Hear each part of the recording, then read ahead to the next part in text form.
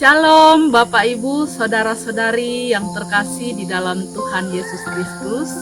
Perkenalkan, saya Pendeta Grace Natalia Teniwut Marpai, Pendeta Jemaat GPIB yang ditugaskan oleh Majelis Sinode GPIB untuk melayani di GPIB Jemaat Bethlehem Malinau, Ospalka Sumberkasih di Kalam Pising. Pada saat ini perkenankan kami untuk melakukan penggalangan dana dalam rangka pembangunan gedung gereja yang baru.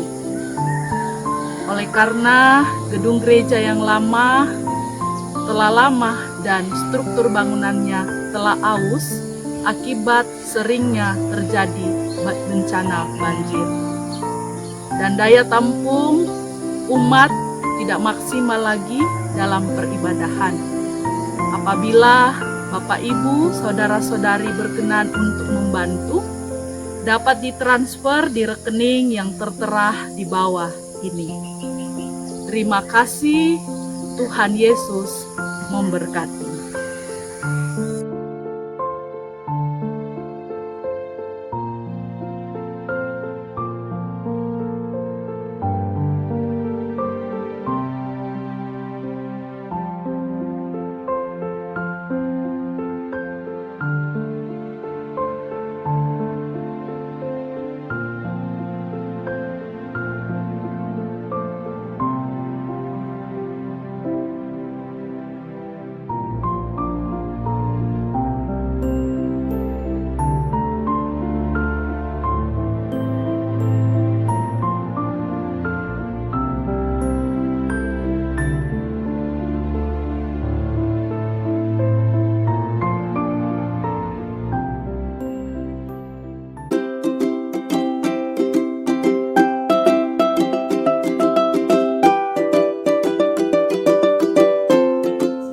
Bagi kita sekalian, pada saat ini kita akan mengikuti program Morning Call GPIB di tanggal 7 Juli 2022 bersama dengan saya Pendeta Karen Gracia Polnaya, Pendeta Jemaat di GPIB Jemaat Ebenezer Samarinda.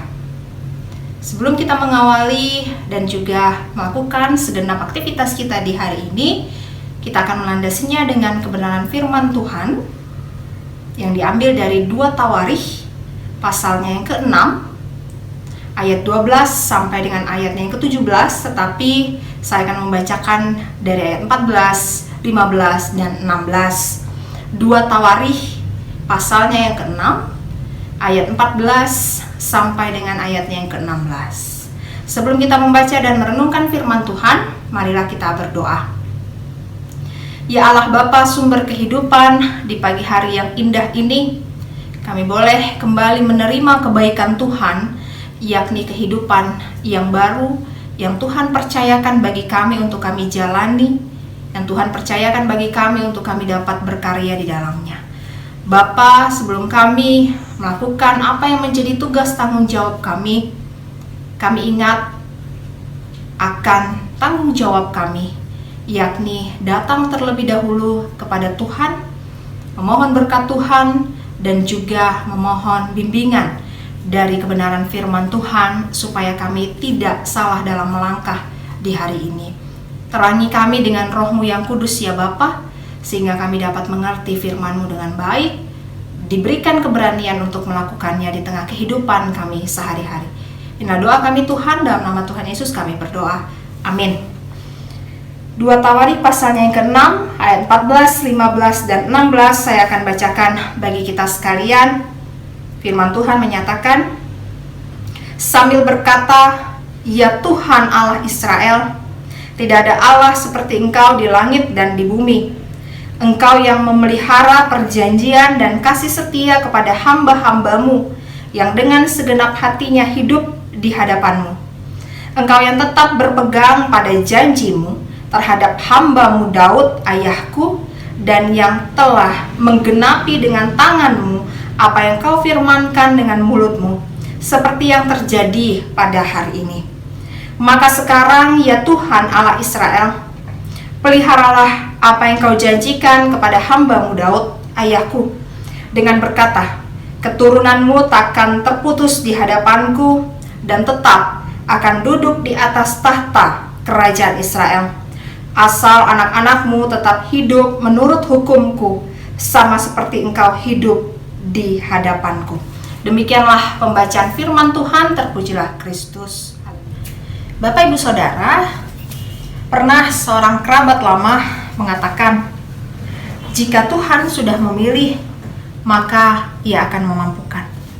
Ya, saya mengimani bahwa pemilihan Tuhan atas seseorang untuk melakukan sebuah tugas, tanggung jawab, bahkan pelayanan, itu melampaui status, melampaui penilaian orang lain terhadap kita, atau juga bahkan melampaui segala kelemahan kita. Ada otoritas Tuhan yang berlaku di atas pemilihan terhadap seorang manusia. Bapak Ibu Saudara, tentu kita tahu tentang Salomo dan ayahnya Daud.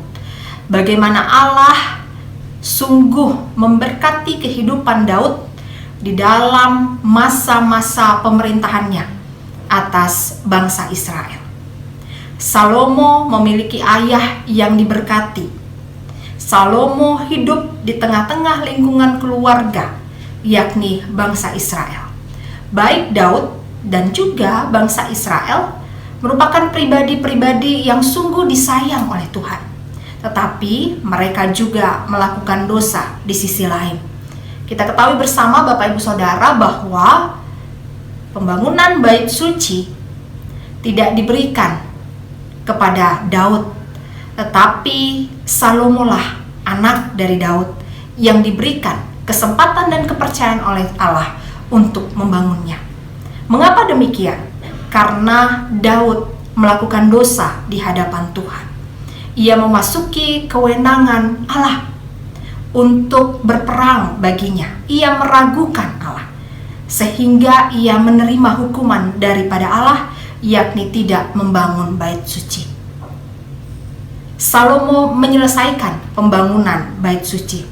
Salomo yang hidup di tengah-tengah lingkungan berdosa, bahkan ayahnya juga adalah seorang pendosa, tetapi menerima kebaikan Tuhan. Dia dipilih dan dimampukan oleh Tuhan untuk melakukan sebuah pekerjaan yang besar.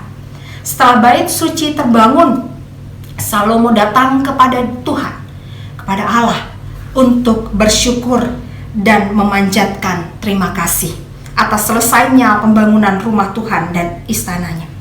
Salomo bersyukur, dia bersujud dan berdoa kepada Allah. Dia menyaksikan dan mengimani sebagaimana yang dicatat di dalam ayat yang ke-14 dan ayatnya yang ke-15, bahwa Allah tidak pernah ingkar janji. Dia akan melimpahi orang-orang, hamba-hamba yang mengasihinya dengan segenap hati dan hidup dalam ketaatan, dalam limpahan penggenapan janji dan kasih setia. Dan Salomo adalah salah satunya. Bapak Ibu Saudara yang dikasihi oleh Tuhan, dari kisah ini kita mau belajar, atau kita mau kembali diajak untuk merenungkan keberadaan kita. Mungkin saat ini kita merasa bahwa kita adalah orang yang lemah. Kita merasa bahwa kita adalah orang yang tidak layak. Kita banyak menerima penilaian atau cap yang jelek dari orang lain oleh karena kesalahan yang pernah kita lakukan di masa lalu. Mungkin kita pada saat ini masih sulit untuk keluar dari jurang penyesalan. Kita masih sulit untuk memaafkan diri sendiri.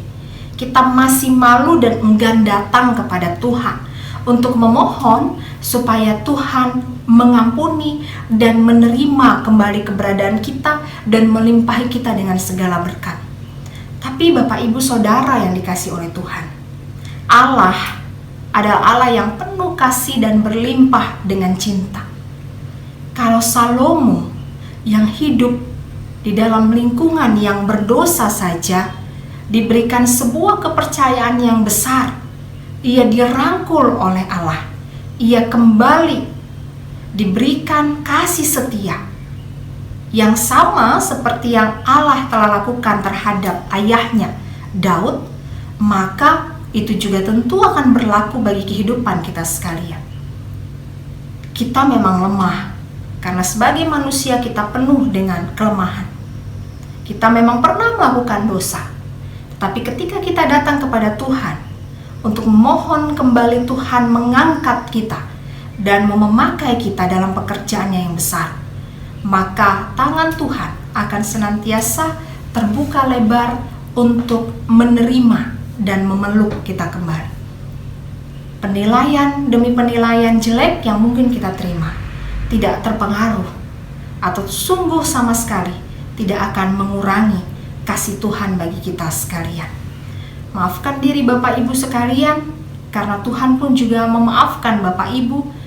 Jikalau Bapak Ibu hidup di dalam pertobatan yang sungguh, hidup dalam ketaatan, maka Ia akan terus mendampingi Bapak Ibu dan mempercayakan Bapak Ibu satu pekerjaan yang besar. Manusia yang lemah bisa dipakai oleh Tuhan. Itu yang harus kita imani bersama. Tuhan Yesus memberkati. Amin. Mari kita berdoa. Allah Bapa yang Maha Baik, terima kasih karena kami masih diberikan kesempatan untuk mendengarkan firman-Mu. Kiranya firman Tuhan boleh menetap di dalam hati dan kehidupan beriman kami, untuk kami siap sedia lakukan di tengah-tengah kehidupan yang penuh dengan tantangan, yang penuh dengan godaan, tetapi juga tidak sedikit dengan limpahan berkat Tuhan. Bapa yang Maha Baik, biarlah di hari ini kami boleh melakukan segala sesuatu yang berkenan di hadapan Tuhan. Apa yang kami ucapkan itu juga boleh menjadi sebuah hal yang baik bagi Tuhan, bagi diri kami, bahkan juga bagi orang-orang yang ada di sekitar kami. Berkati kehidupan kami bersama dengan orang-orang yang kami kasihi dan yang mengasihi kami, dan biarlah hidup kami boleh menjadi saksi firman Tuhan yang hidup. Terima kasih ya Bapa, inilah doa dan syukur kami. Dalam nama Tuhan Yesus kami berdoa. Amin. Bapak Ibu Saudara, demikianlah morning call kita di pagi hari ini. Selamat melanjutkan aktivitas, selamat berkarya, tetap kuat di dalam Tuhan, dan Tuhan Yesus memberkati.